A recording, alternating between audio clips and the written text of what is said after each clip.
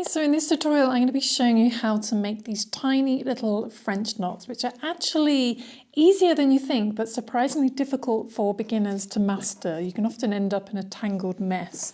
But what we're going to do is I'm actually using some crochet thread this time, which I've split into 4 strands. Normally I work with 6 strands of embroidery thread.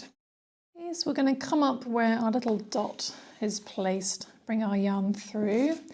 And what we're going to do is we're just going to hold our yarn, our embroidery thread or crochet thread in our left hand, and using our yarn needle we're just going to wrap it around our needle about 4 times, so anywhere between 3 and 5 times. I usually do it about 4 times, and that works well with this crochet thread or with 6-strand embroidery thread.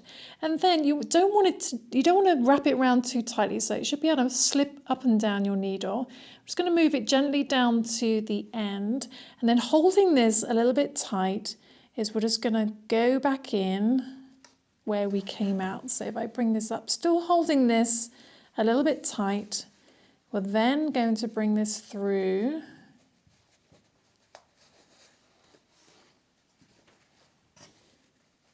Just holding this and then just bring that through very slowly so it doesn't knot, even though we're creating a French knot. And there you go, you've created a tiny little French knot, which looks like a little bead. It's very, very beautiful.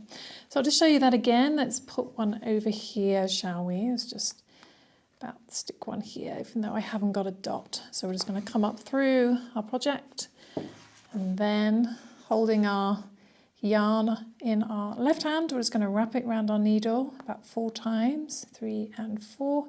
But keep them, to make sure they're not overlapping, keep them nicely separated and a little bit loose so they slide up and down. And keeping this tight will really help. We then just go back in where we came out. My camera doesn't want to focus. Again, just keeping that a little bit tight. Go back in where we came out or just roughly next to it. And then pull slowly so it doesn't get tangled.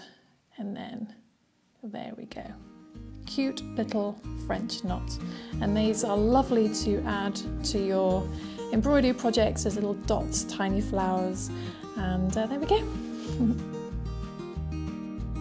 So I hope you enjoyed that tutorial. I hope you managed to follow along and make some beautiful French knots, which are hopefully a little bit easier now for you to embroider. And they're so lovely to add to floral pieces, just little dots of tiny flowers. And also you can have a lot of fun with French knots. As you can see in one of these little tiny art canvases, I used French knots to make flowers and clouds in this little landscape. So you can have a lot of fun with French knots. So it's definitely worth mastering.